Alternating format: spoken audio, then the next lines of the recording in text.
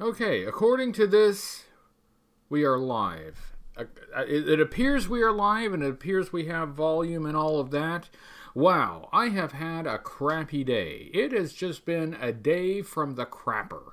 But we are going to try to make it better. So what do I do to make my day better? I come on here and talk to you guys. Hello, everyone. Who we got here? We've got the Big Gay Dave and the MCDJ ACDC and Sergeant Slaughter's Slaughterhouse and Lester and Jumpin' General and Peter. Hello, everyone. Thank you for being here. I'm so grateful that you're here. I need you guys here. There's something that I discovered I could do. I could, hold on. Yeah. There we go. There. I can give myself an annihilator head. Except, as you might expect, that my head does not fit in the helmet. Yeah, it doesn't quite work. Hello, Outback and Mike Layton and LJ and Exploreso. How do you do? Hello, New Jersey from the United States. Thank you very much for being here. Hello, Matt Rubin. Hello, Sparkster. How do you do? Hold on. Okay, all right, I'll move it. I'll move it down here. Anyway, yeah, I can almost wear an Annihilator helmet.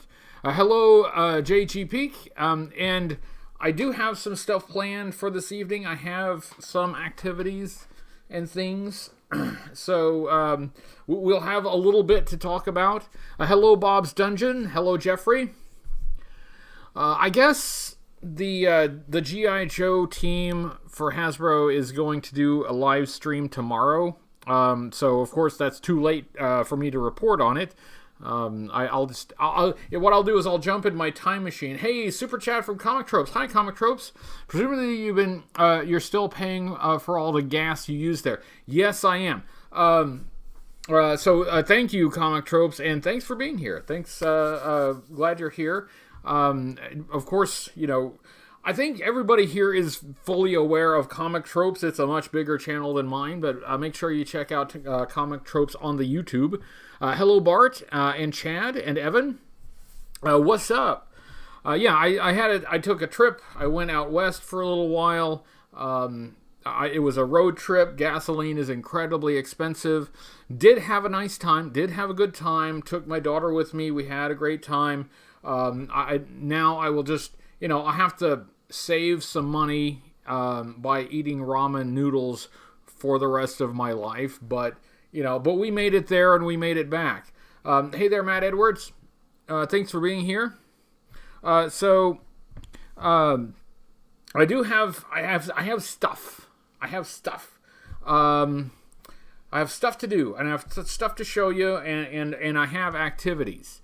Hello, I think I said hello, Chad, but hello again.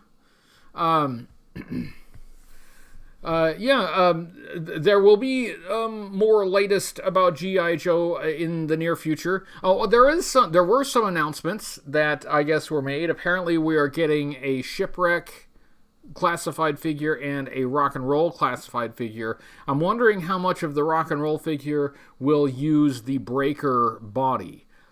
But I think the Breaker body, uses a lot from other figures. So, yeah, it is kind of like 1982 G.I. Joe, isn't it? Hello, Thane Woods. How do you do? Thank you, Bart. I appreciate that. I do. Yojo says, greetings from Texas. Greetings, Texas, from the United States. I was just in Texas just a few days ago. It's where I got this shirt. So yes, Gen Con in August will be demonstrating the G.I. Joe games, as well as preview the upcoming Transformers and Pony RPGs. That is cool. As you may have seen in a previous episode, Comic Tropes sent me the book for the G.I. Joe RPG, and I would like to put it to some use, but life has been complicated. What do I think Shipwreck will look like? I think Shipwreck will look like Tom. I think a Shipwreck will look like John Waters in a Navy uniform. That's it. Shipwreck is going to look like John Waters cosplaying Donald Duck. So he'll have the hat and he'll have the shirt. He'll have like the blue shirt, no pants, and just that little pencil mustache. That's my prediction. That's what classified Shipwreck will look at it. Just mark it down. I know that's going to happen. Hello, James. Clap, clap, clap, clap. Deep in the heart of Texas. I had some deep in the heartburn of Texas. That's a different story. Hey, Rob Vegas, how do you do? Hello, Keldon. Nice to see you there. It will look exactly like Shore Leave. He'll bear a striking resemblance to Stinky Diver. Yeah, well, the classified series is going to take a surprising left turn. It's going to suddenly be an adult toy line because one of those designers at Hasbro decided to stand his ground. He wanted a literal interpretation of a Donald Duck cosplay. And Donald Duck does not wear pants. So, way to stick to your guns, Hasbro guy. Hey there, Chad, and hey, it's Beta Ray Bob. How do you do, Bob? Hopefully you got the thing, the magnet that I sent. If not, I'll work on it. Hello, Andrew. Hello, Steve. Woodman. You snuck by me. Draws too. I almost didn't see Draws. How do you do, guys? The gang's all here. It's nice to see everybody. Well, I needed the opportunity to hang out with some friends, and that's it's important this evening. It's been a crappy day, but not anymore. This is what turns it around. This live stream is what will make this a better day. Everything that's happened previous today, it's all done. It's all gone. We move forward, and we're moving forward to a nice conversation about the G and the John, the G and the I and the Joe.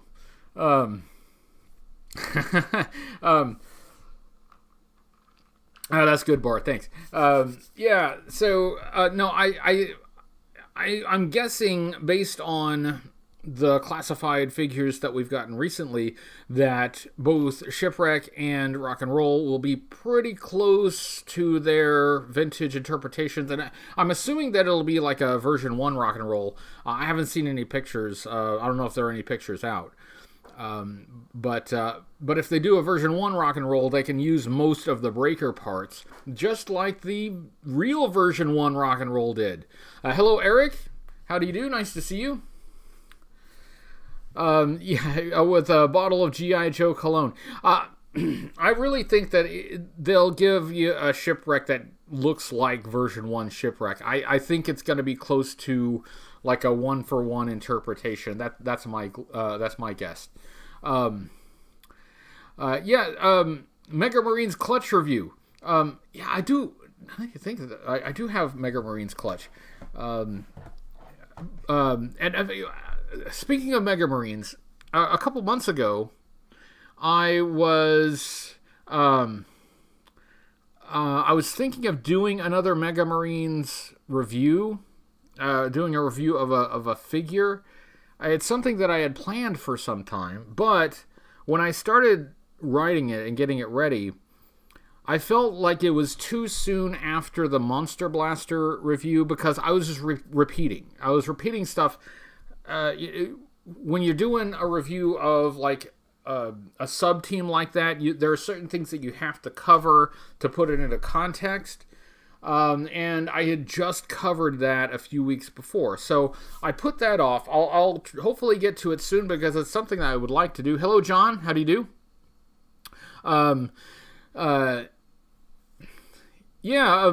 Lots of people like the Annihilator, John. In fact, let me look. I've become the Annihilator. How about that? Ooh.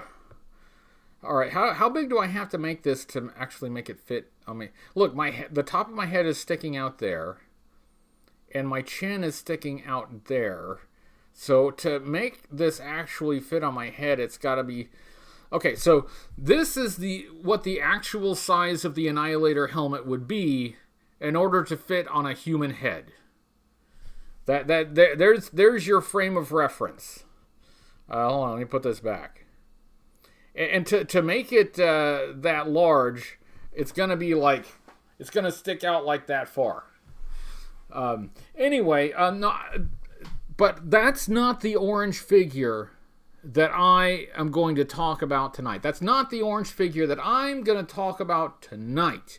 I have a different orange figure to talk about because last week I opened a Cobra Bat classified figure, and this week I wanted to open another classified figure that I haven't opened yet, and I decided to open the Alley Viper. So, hello, Christian Bricks. How do you do? Greetings, Denmark, from the United States. Always happy to have you here. So, in honor of our friend Byron, Joe Motion Videos 82, who loves the Alley Viper, I'm going to open this, and of course, I have the vintage Alley Viper here as well. So we'll take a look at these.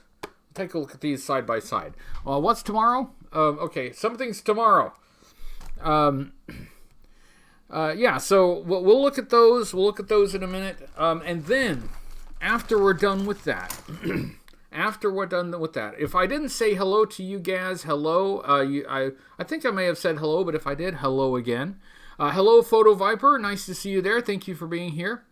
I think I said hello to Nyquist, but if not, hello, how do you do? And John, and Bob's Dungeon. Hello, hi, nice to see you. And I think I said hello to Woodman, but hello again anyway. So, all right.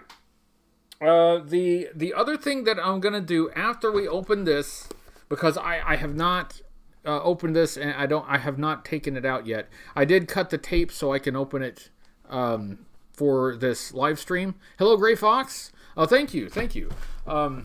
Yes, I did the 72-ounce steak challenge at the Big Texan in Amarillo, Texas. I did not succeed. I failed, as I do at most things in life. I failed at the 72-ounce steak challenge. That's a lot of steak. It's basically a whole cow, and I just couldn't do it. But okay, so we're gonna open this, and in fact, I'm gonna name this Alley Viper in honor of Byron. This Alley Viper's name is Byron now. So we're gonna open Byron here. Hello, David, and hello, James, and WWJD85. How do you do? The other thing that I'm gonna do after we do that, to finish out the hour of live streaming, we're going to do story time. But we're going to do it a little differently. Somebody suggested this, and I apologize. I don't remember who suggested it. But what we're going to do is we're going to do the Find Your Fate book. We'll start with number 1 here. The way we're going to do this, okay? Hello, Dave. How do you do? Nice to see you. Thanks for being here. Yes, you're right, Andrew. There was a guy who started the challenge, the 72-ounce steak challenge, before I did, and it didn't go well for him. He got a lot further along than I did, but it was not pleasant. Anyway, yes, I have seen The Great Outdoors, and it's like that. And by the way, you have to beat the challenge, you have to not only eat the steak, but also all the stuff that comes with it. They give you a potato and a salad and some shrimp and stuff like that. You have to eat the whole thing. And somehow people have actually done it without dying. Not me. Anyway, so here's what we're going to do. As you know, with these Find Your Fate books, with these Find Your Fate books, when we get to one of the pages, hello Ivan, thanks for being here. When we get to one of the pages where there's a choice to be made, turn to page 54 or turn to page 62, you, the audience, will decide which page we turn to. Okay, so whichever page wins on that decision, we will go to that page, but we will go to that page in the next book. And we will read from that page in this book until we get to a choice, and then we will make the decision on that, and then whatever decision is made on that choice, we will go to that page in the next book. And we will just keep doing this until we win or until we die. I just thought it was a crazy idea, and I'm a crazy person. So, oh wait, hey, is Cujo in here? Hello, Cujo. Hey, Cujo, I almost missed you. Hello, Cujo. Hello, Steve. Yes, we are going to. We're gonna go crazy. We're gonna go nuts. You know, this is some high level entertainment right here. I should have my own Vegas show, basically, or Branson. Put me in Branson. I should have my own show. But that's later. So we're gonna create our own story that's never been told before using these books. It's not gonna make any sense, which means it'll be more true to life, because life makes no sense. So there we go. So we're gonna find your fate in all of these books. Okay. Oh, hello, JLS Comics. I almost didn't see you come in there. How do you do? Hello, Diosoth. Nice to see you. So let's... boop. Hello, Dr. No Good. How do you do? Yeah, see, that's what I'm saying, Rob. I don't know if I quite make it to in Vegas, but put me in Branson, Missouri, and then we got something. Essentially, it'll be a one-man show, but it'll be interactive with the audience. The audience will shout out the page to turn to, and I'll just read through this. And I feel like this will sell out for 5 years. You know, this is the future of my career right here. So we'll do that, but first. Let's open Byron. Looked it up. The average adult stomach size is 2.5 ounces, and it can stretch. But 72 ounces is dangerous. Yeah.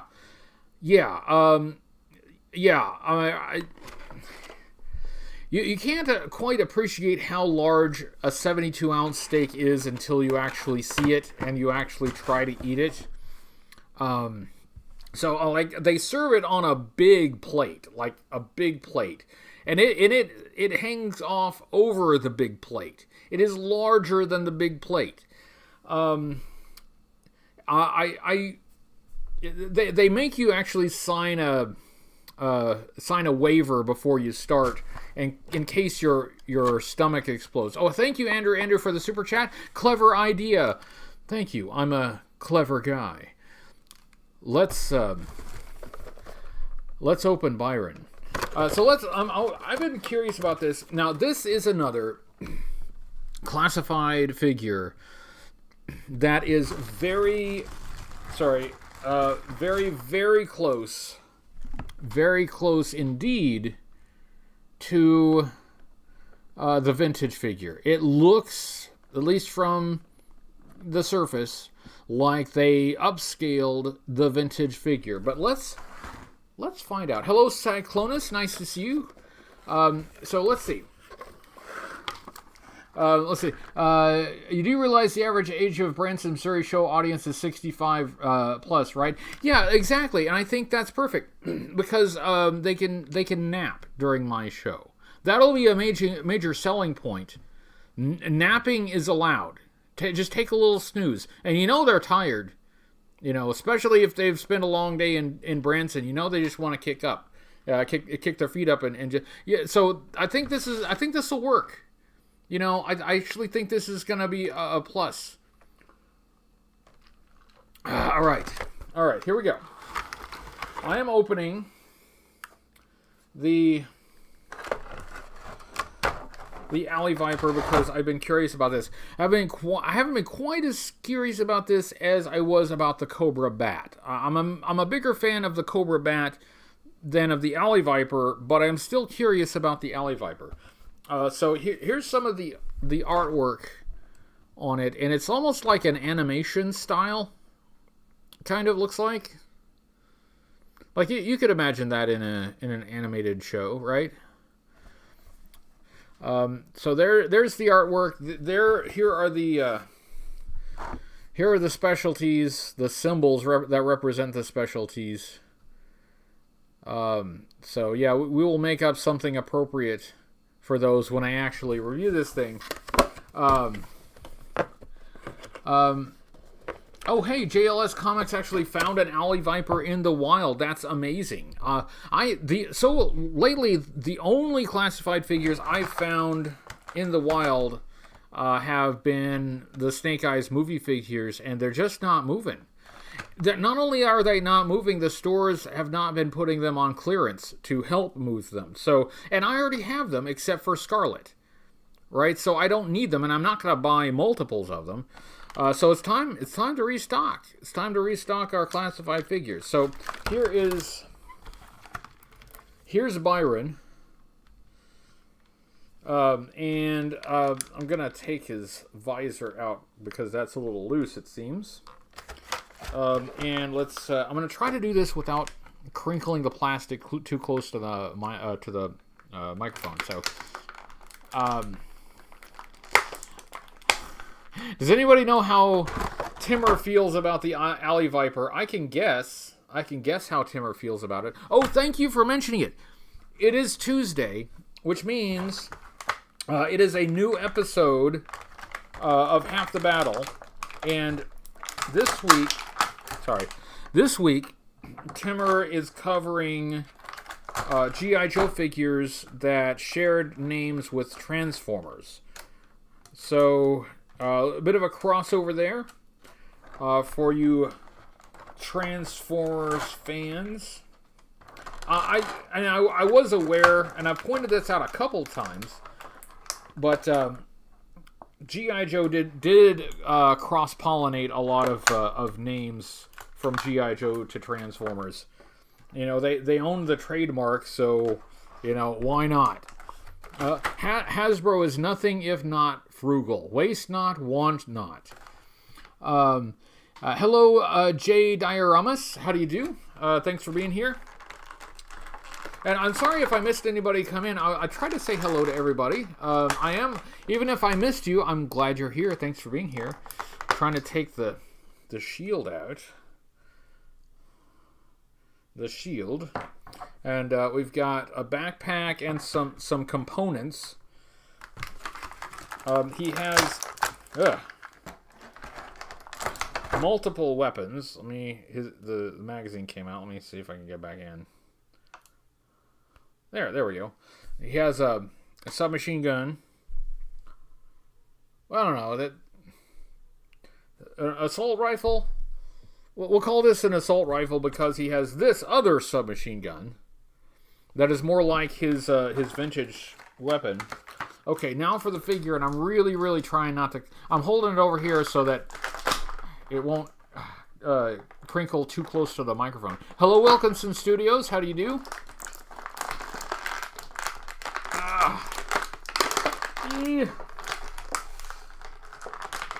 Oh, he's coming.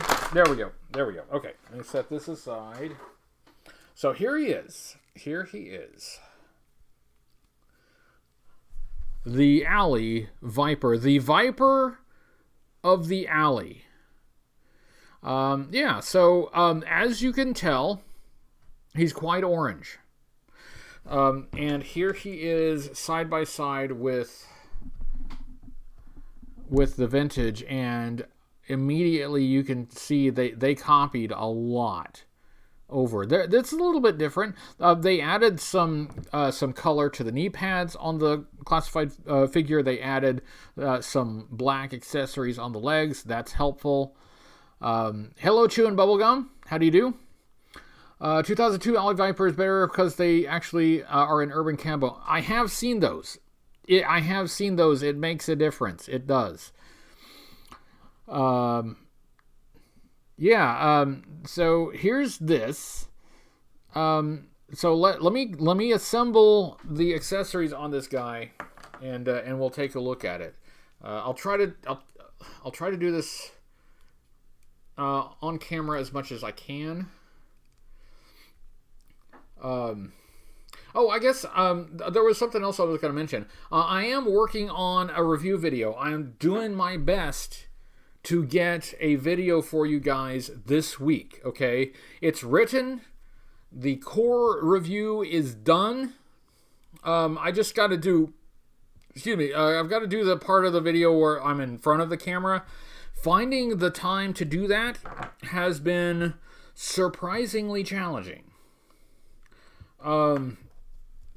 Because I'm doing a lot of other work during the week, like 50 plus hours.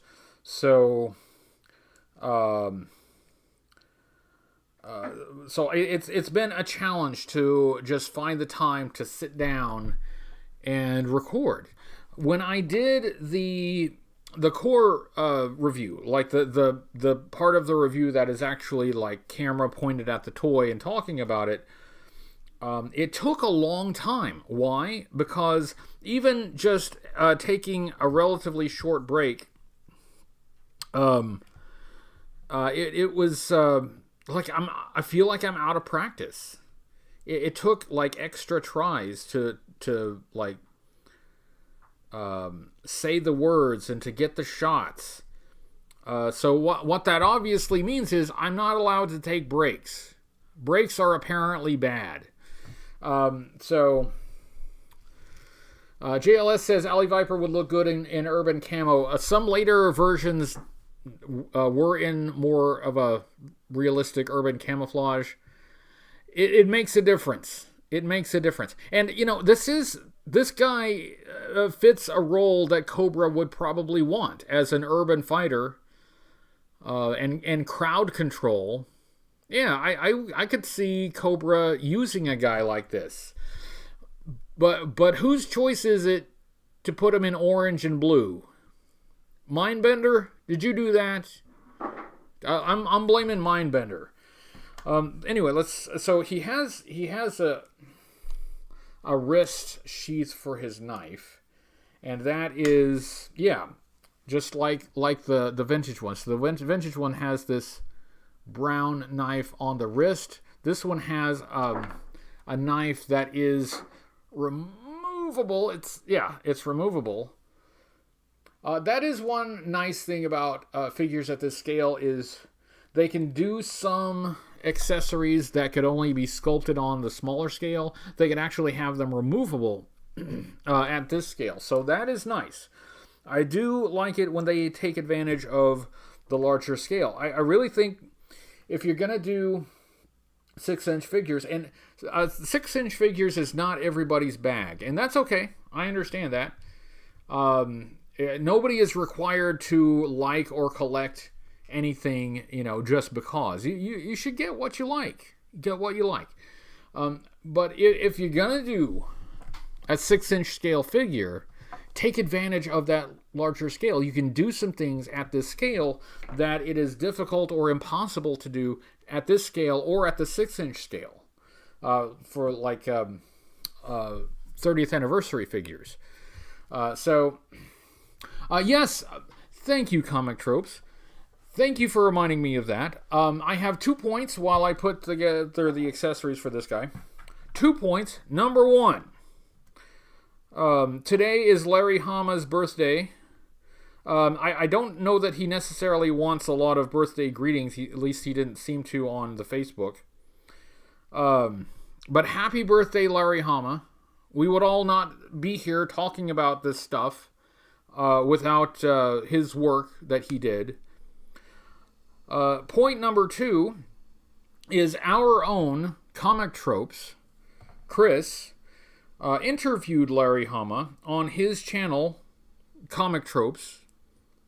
And I did share that, and I hope everyone has had a chance to see it. If you haven't, the link is on my Facebook, or just go to the Comic Tropes channel. It's I think it's still it should still be the latest video on comic tropes, but Larry Hama is obviously, we know him from G.I. Joe, but he has worked in the comic book industry for decades. He has worked with almost everybody, and he has a wealth of knowledge about the comic book industry that we're really lucky that that he will share. And Chris did, I think, a great job of tapping into that knowledge. Sometimes Larry is not the easiest interview. Sometimes Larry's not the easiest person to talk to.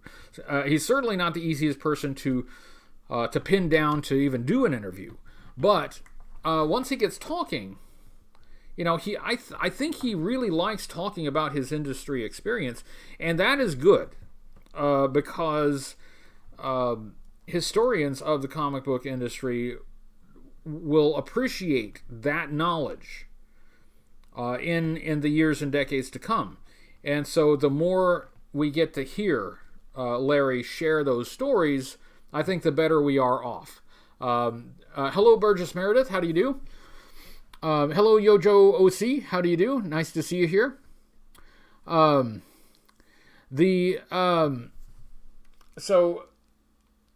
Chris did talk to him a little bit about G.I. Joe, but Larry has done a whole lot more than G.I. Joe. So that interview ranges through a large part of his career. So yeah, it was good, and thanks to Comic Tropes for doing it. I appreciate it. So yeah, and happy birthday, Larry. Even though Larry will not watch this, of course he's not going to watch this, but nonetheless, happy birthday. Yeah. So for those who just got here, we're assembling the 6-inch classified Alley Viper. I decided to open this guy. I was really excited last time to open the classified Bat. I'm not as excited to open this guy, but I'm still interested. Hey, Diana Davis, how do you do? Yeah, I don't know who said he secretly hates G.I. Joe, but that's probably not the most intelligent comment that we've had on here. Yes, and thank you, Diana. You are correct. And hi, Diana. How you do? I hope you're doing well. Nice to see you here. Yeah, so I'm putting together. Well, hold on. Time out. Okay, new plan. So this I just put in this assault rifle in his right hand, but he has this, which is based on the vintage figures submachine gun. So I'm gonna use this one, but on the vintage figure, this one is awkward. This is an awkward one.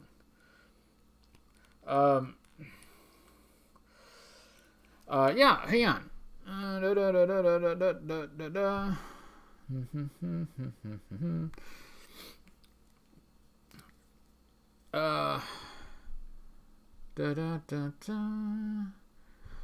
Okay, so let's move on and see if I can get. Okay, so all right, so this thing. Look at it. Hello, Eric Hunter. How do you do? So look at it. It's got this magazine that's like behind the grip. Oh, come on, there we go. That's behind the grip, and then it's got this foregrip here, and that configuration is really complicated to get in the figure's hand. It was complicated with the first one. It's complicated with this one. So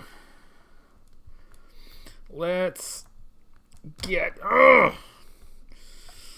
Okay, so one thing. Okay, I know that a lot of G.I. Joe fans have wanted the classified series to more faithfully copy the vintage figures, and they are doing that. They are doing that. But in some cases, it could be updated a bit, because this is awkward. This is something that could have been improved upon from the vintage design.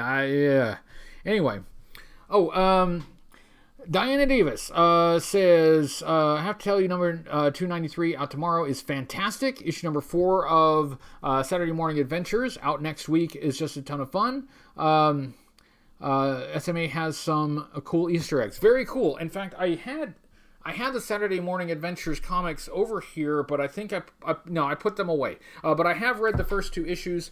My local comic shop that I typically go to, the one that I used to work. I go there because I used to work there, and I try to support the place. Hello, Rodimus. How do you do?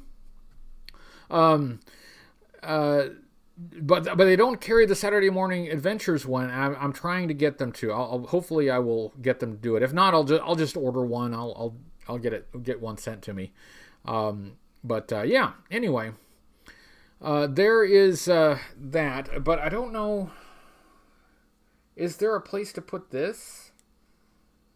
Is there a place to put this? I don't think so. I don't. All right, so I guess this is superfluous unless I can find some place to put it. But I do like this because it has a removable. There we go, a removable magazine. So that's nice. There we go. So we'll just set that aside. Now let me put the vintage figures accessories on there. Will he stand there? He'll stand there, but he's just under frame. Oh well. Anyway, there will be a Saturday Morning Adventures a gathered edition out in October. Okay, that's good. But I'm gonna try not to miss the individual issues. And they have been fun. They're based on the animated series, and there are a lot of G.I. Joe fans who like the animated series a lot. I grew up with the comic book series primarily, but a lot of people got on board with the animated series, and if you like that style, man, they did like it. It is amazingly precise how closely the Saturday Morning Adventures series matches that style. So if that's what you're looking for, you will 100% get it with that series. Okay, that's sort of it. Now, I have reviewed the Alley Viper. I have a few problems with it besides just the color. Oh, that's awkward. Yeah, the shield. Okay. So there's this. There's the vintage Alley Viper. There's that submachine gun, and as you can see, like the magazine sticks out like on the outside of the forearm, which is weird. With it sticking out that way, like it would like hinder the buttstock from going to the shoulder, and that you wouldn't want that. That it's a very awkward and unusual weapon design. And it's repeated here. And you know what? I dislike it enough. I dislike it enough that I'm giving him the assault rifle. We're going a little bigger. Hope Larry gets more attention. Larry was nominated for the Eisner Hall of Fame this year. I don't know that he will get it this year, but I wish that he would. I think more people should appreciate his contributions to the comic book art form and the industry, which is far beyond G.I. Joe, is far beyond Wolverine, and the other things that he's most known for. I think longtime industry people know and are aware more of Larry's contributions to comic books, maybe than like some modern readers are. So I'm hoping at some point that the industry people, the people who know, the people who've been around, will recognize those contributions. I'm not Larry. I don't know what he wants, but I think he would appreciate that. I think he would. So there we go. There is the guy all assembled. I've taken away this the dorky gun, the derpy gun, and I've given him something more substantial. So we're good. We're good. This I gotta say, this is like the biggest problems, of course, are the colors. I mean, it's obnoxious and it's hideous. I will die on that hill, but this I get so frustrated with the vintage figure that the classified figure just feels better. It just feels better. It fixes some of the frustrations of the vintage figure. Not the color. It doesn't fix that, but you know, hey, it's customizable. You can customize this guy. Hey, chill, bro. I would like to do Firefly. I assume you're talking about a Firefly classified review. I have done the Firefly vintage figure, and I do have the classified Firefly, but I will save that for another time. What can I say about this? It's substantial, but like it very faithfully copies this. I mean, there are some changes, but I'd say most of the changes are in the legs, because the legs, you know, here it has the brown shin guards, it has the knee pads with the color, but like the vest, they got that strip of pouches in blue on the right side. You know, they got like the tactical vest with the pouches that go around the front. It's yes, Comic Tropes. I definitely prefer the aesthetic of version 2 Alley Viper, and this could easily be changed to a version 2. You know, a few different parts and different colors, and this could be a version 2. And I'll bet they do that at some point in the future. Is do a version 2 of this guy. So there he is. There's the guy. This, you know, I feel I'm glad that I did it. One thing that's nice is this like a crossbow or whatever it is. It's on the vintage backpack, but on this one it is removable. It kind of pegs in. Come on. It pegs and wedges in. There you go. But it's removable and it can be used by the figure. So another nice thing that you can do at this scale. Nicely done. So okay, all right. Let's set this aside for now, because do you know what time it is? Do you know what time it is? It's story time. Are you ready for this? If you don't, Diana, if you're talking about the classified figures, yeah, they like it. It's a hefty figure. It feels substantial. I've said this before when they first started doing 6-inch figures. Hey, Robbie Rosari, thanks for being here. Nice to see you. Like the Pursuit of Cobra color scheme. Yeah, that was a good one. That was better. I wasn't all that keen on 6-inch figures when they first came out with them until I picked up a few. And then I ended up liking them. I wasn't expecting to like them, but I ended up liking them a lot more than I thought that I would. This guy will eventually get a full review. 3D. But for now, for now, it's Miller time. It's story time. So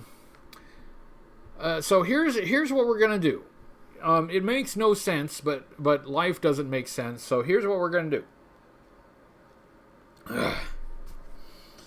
Find Your Fate books. I don't have all of them here, but I have some of them. We're gonna do the Find Your Fate books, right? And as per usual, when we get to a page that has a choice to make, for instance, this page has a choice between turning to page 24 and turning to page 34, right? You will make the choice. You will make the choice. I will do a completely unscientific poll and just see which of the options has the most votes in the live chat. Now, keep in mind, it's not a good idea to spam the live chat. Put your answer in a whole bunch of times. YouTube could flag that and kick you out. I don't have any control over that, but if you, that's probably not a good idea. So don't spam the live chat. But you will type your answer. You'll type the page that you want to turn to based on the story. When we turn to that page, when they turn to that page, we will not turn to the page in this book. We will turn to that page in the next book. All right? In the next book. And then when we get to the choice in that book, when you make that choice, we will turn to the page in the following book. We are going to blaze a trail, creating our own nonsensical story in the Find Your Fate books. And we will continue until we win or die. There we go. Comic Tropes is right. One, and I don't remember which one it is, but one of these books starts with Duke pulling the pin on a grenade and throwing it at our character, and our character is supposed to defuse the grenade before it goes off. So these are hyper realistic. I mean, it was probably written by Tom Clancy under a pen name. Probably ghost written by Tom Clancy. So here we go. Let's do this. We're gonna. Are you ready? Are you ready? Here we're going. I can't talk, but I can't talk, but I'm gonna read. We're gonna start with page 1 in book 1. Operation Star Raider. And it looks like we will go... How many pages? How many pages? We'll go a few pages before we get to a choice. Let's see. Looks like maybe about 5 pages to read. This is weird. Okay, it's been a long time since we've done this one. All right, are we ready? Let's do it. Okay. G.I. Joe, Operation Star Raider, page 1. Can't you move any faster, Ripcord? What's your problem? Did you jump out of too many airplanes without a parachute? Blowtorch gives Ripcord a playful shove as you follow a group of Joes through the armored corridor. Where's the fire, Blowtorch? Ripcord replies, shoving him back. The other G.I. Joes laugh, because it was very funny. It's 0600 hours on Sunday morning. You can understand why your fellow G.I. Joes are a bit edgy. Why has Duke, your sergeant, called a briefing session at this hour? It must be important. You enter the low-ceiling room and take your places around the long table. There are 7 of you waiting in silence for Duke to enter. Hey, I smell smoke, Mutt cries, jumping up from his seat. What's burning here? Page 2. Smells like burning rubber, Airtight says with a peculiar grin on his face. It's my boot! Mutt cries. He begins stamping his foot, trying to put out the fire. Airtight, you idiot! There's no time for your stupid practical jokes. Airtight falls off his chair laughing. The other G.I. Joes are laughing too. Am I not giving this enough gravitas? Am I not? Should I should? This is a serious story. Blowtorch doesn't laugh. Fire is not a joking matter to him. Mutt angrily leaps at Airtight, but Snake Eyes pulls him back with a simple flick of his wrist. You shouldn't play jokes on Mutt, you tell Airtight, who is still laughing. Mutt spends so much time with dogs, he's likely to bite your leg. You're right, he gave his own mother rabies, Airtight shoots back. Everyone laughs, even Spirit, who usually disapproves of rowdiness. You know how he is. But the laughter stops immediately when Duke enters the briefing room. Time to get serious, guys, he says, rubbing a hand slowly through his short blonde hair. I've got a small job for you. Paint my house. Page 20. Pardon me.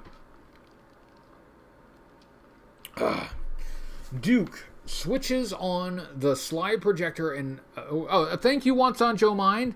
The Singing Cats, I think, are on page 12. And thanks for being here. Make sure you check out What's on Joe Mind, who usually does their live stream on Fridays. So do check that out. I was not able to check out this week's because I was on the road.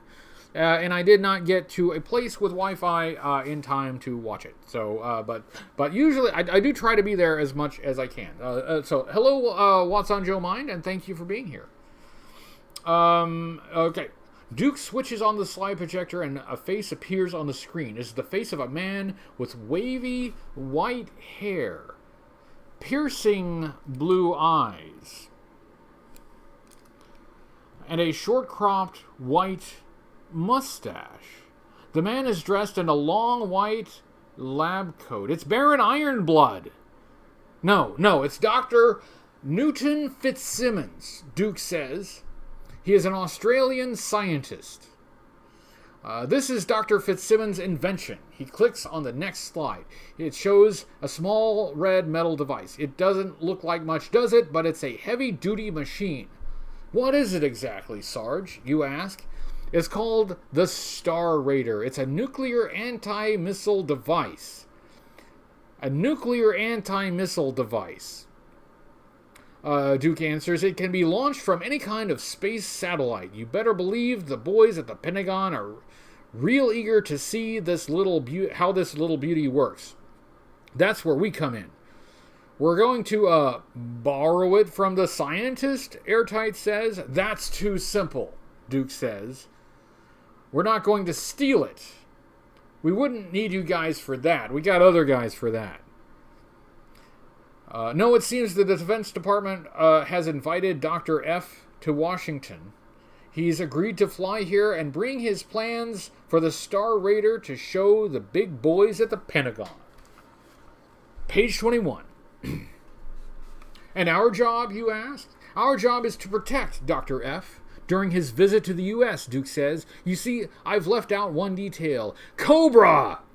See, it's in all caps. It's in all caps, so he's yelling. Cobra! It seems knows about the Star Raider, and Cobra also knows about the doctor's visit to Washington. My guess is they'll try something, anything, to get those plans for themselves. How did Cobra know? I'll tell you how Cobra knew. Falcon let them on the base. You look around the table at the G.I. Joe team that will be with you on this mission. Snake Eyes, the silent master of the martial arts. Ripcord, the paratrooper. Blowtorch, the fire expert. Spirit, the soldier with the special skills of a Native American medicine man. Airtight, whose specialty is chemical warfare and whose hobby is practical jokes. And Mutt, the feisty dog handler. Cobra should know better than to tangle with this group. Duke presents you with two different plans for protecting Dr. Fitzsimmons and his invention. As strategy specialist for the team, you will have to decide which plan to put in operation. Page 4.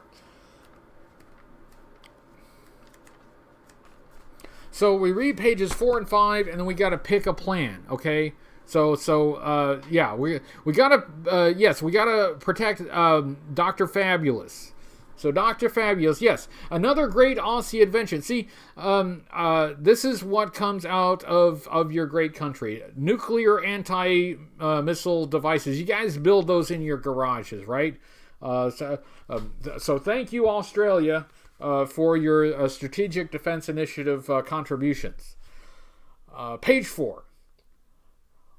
In all caps now, wise guy, for your eyes only, Operation Star Raider, 2 strategies, Plan A, in full view.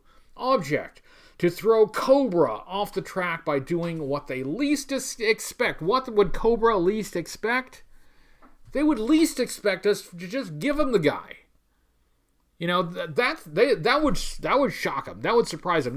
The red little MacGuffin device, how about you just like leave that, you know, on a table at Wendy's, and just, you know, look around, just kind of walk away, wink, wink. That is what they would least expect. Well, what does this say?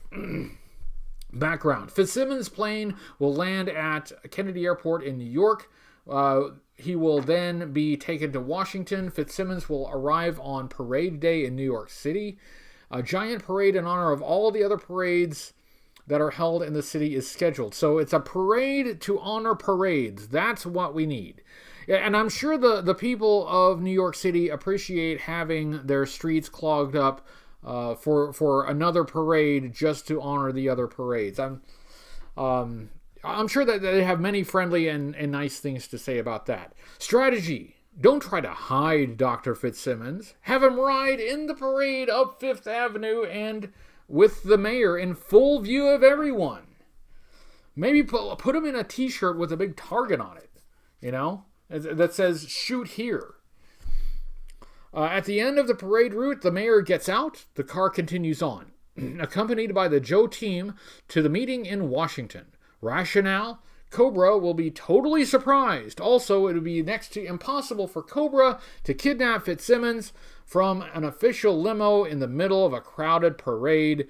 Page 5. Plan B. So that was Plan A. Plan A is just parade him out in the open. Secrecy, screw that. Who needs secrecy? Secrecy's for wussies.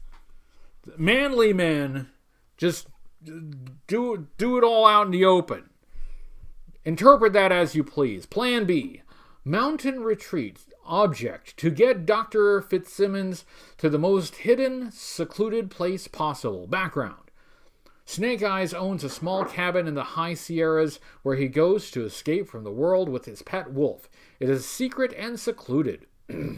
As far as it is known, Cobra is unaware of it, although in the comic book, Cobra attacks it like every other issue. But anyway, for our purposes, Cobra has no idea.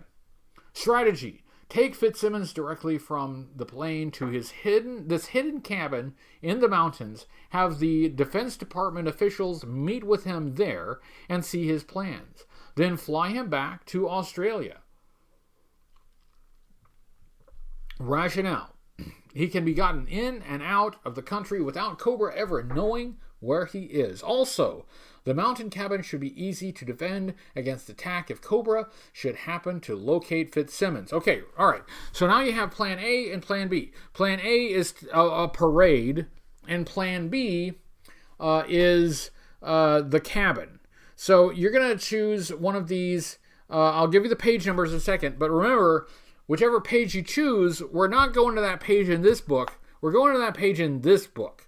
Okay, so if you like Plan A, which is the parade, type 32. If you'd like Plan B, which is the cabin, type 62. I'm sorry, 54. All right, sorry, 54. Did I say 52? Type 54 for the parade, 62 for the cabin. 54 or 62. So type your answers. I'll give you a minute.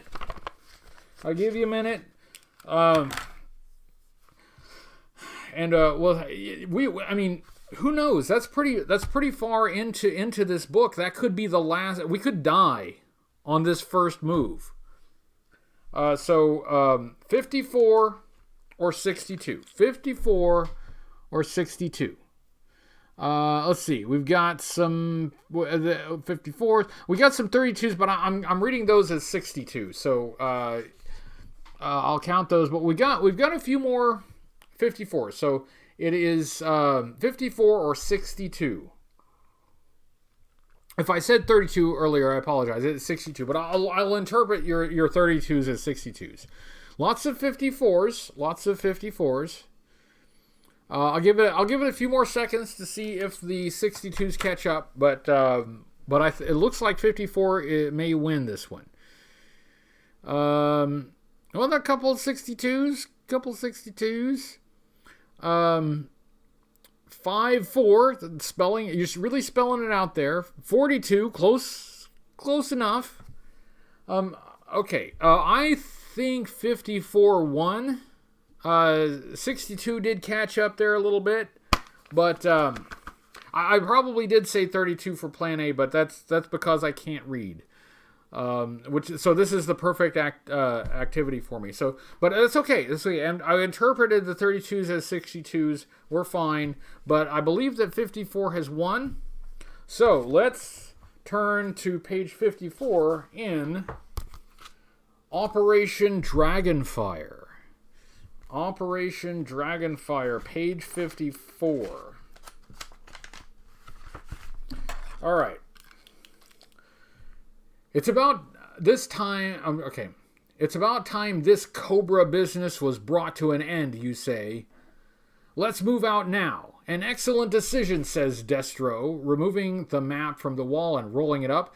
Just then, one of his men enters and says, "Urgent message from Sector 7, sir." Destro's eyes light up as he examines the message. He says, "My Cobra spy has just informed me that there is new intelligence on Dragonfire. A meeting has been set up for 1650 hours. At 1650 hours, you, Lady J, Roadblock, Barbecue, Destro, and the rest of his crazy outfit arrive at the designated location. Sector 7 is a barren alley surrounded by a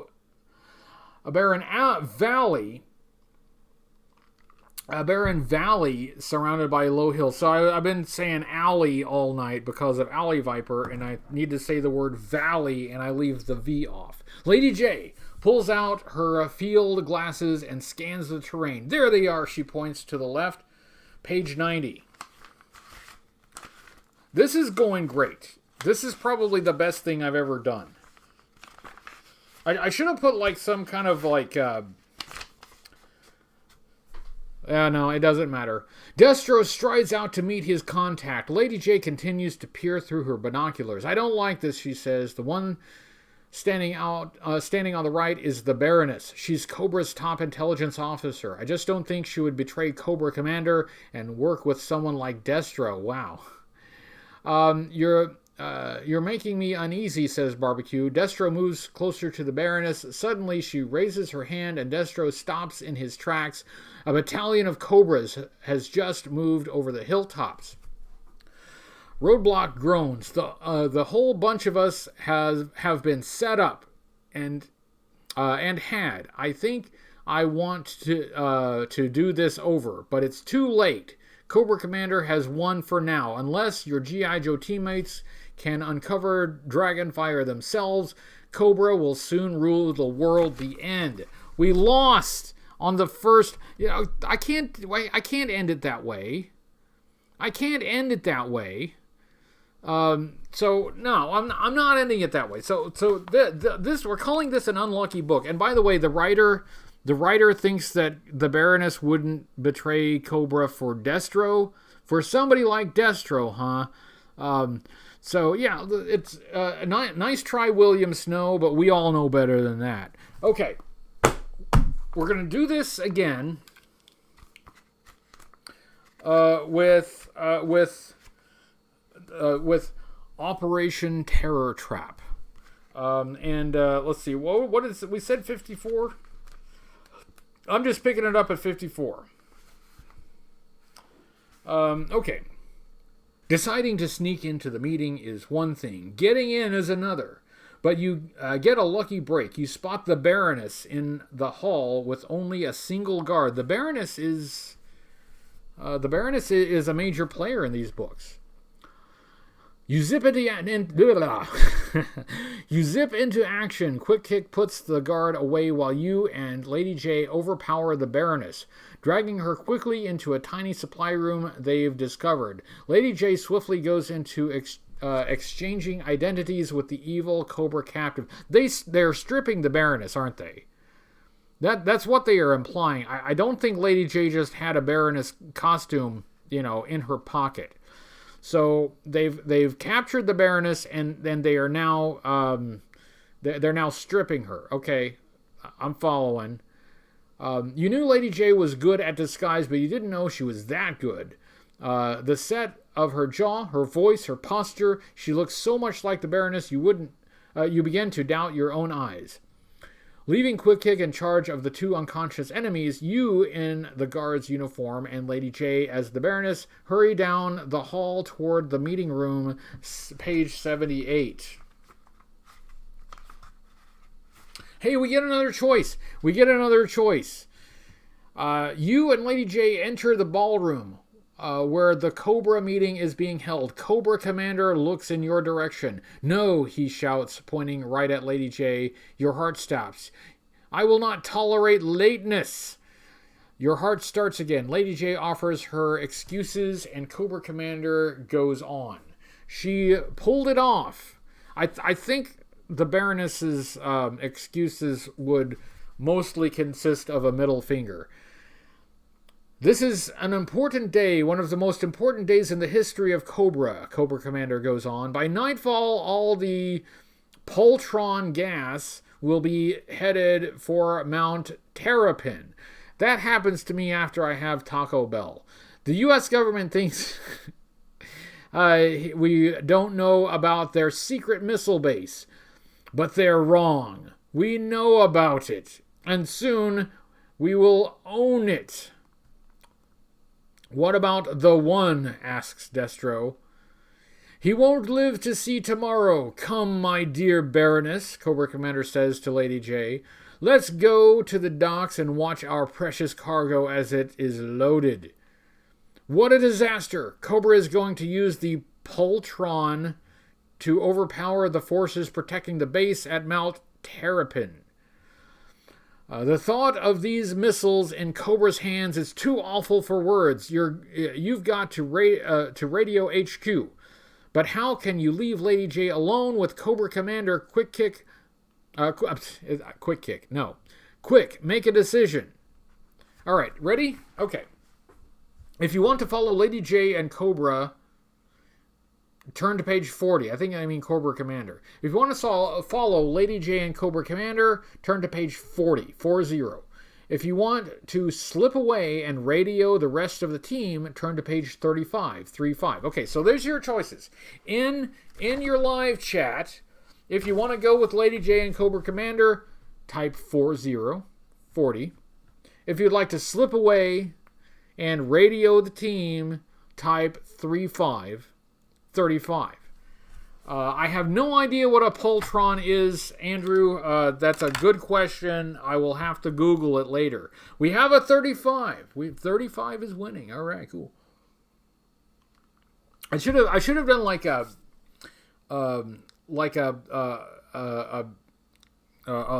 should have done like a super chat incentive.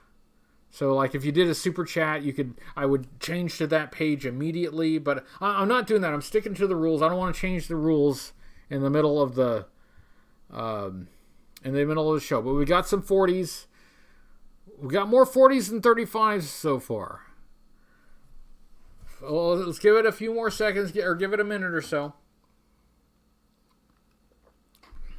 I feel good about this one. I feel good. If we finish this one, even if we lose, I will have to that I'll cut it off there. We get one mulligan. After that, we gotta wrap it up. So I think 40 is winning. I'm declaring that 40 has won. Okay, here we go. I'm turning... Oh, but not in this book. I'm turning to page 40 in this book. Operation Robot Assassin. All right. What is this book going to do for us? You know, if we don't die, this could be almost infinite. Here we go. There's got to be time to check one more room. After all, what are 30 seconds when you're looking for a robot that's going to blow away world leaders? You rush to the end of the hall and open a big wooden door slowly. It's black and silent. Sorry, that's a contraction. It is black and silent inside the room. You step in cautiously. Suddenly, the lights come on. The room isn't empty. It's filled with Russian soldiers. They're shouting something in Russian, and then one of them steps forward holding a birthday cake with candles. It's a Russian birthday party.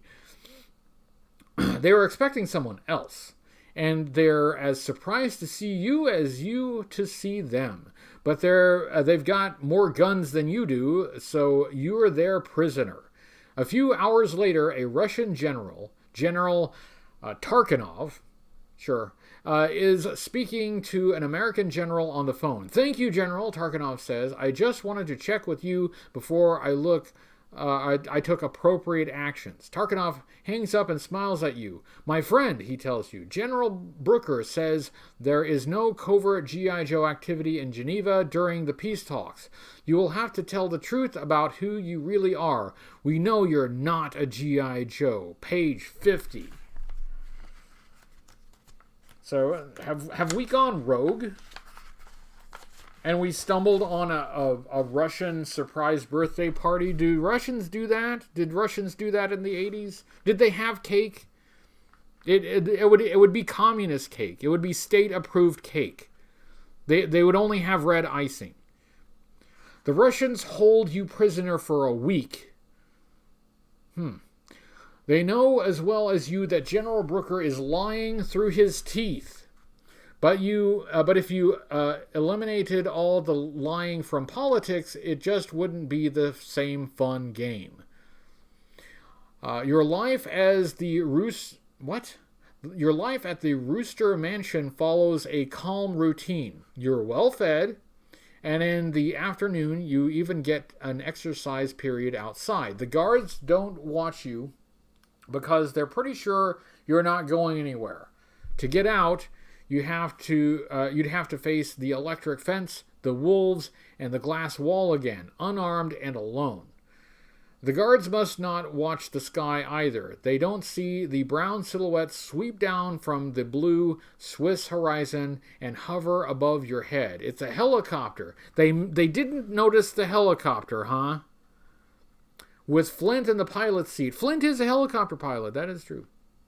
And Snowjob throwing the ladder down to you while firing rounds with his machine gun. I wonder if they've noticed yet. Perhaps they were on their vodka break. Page 64.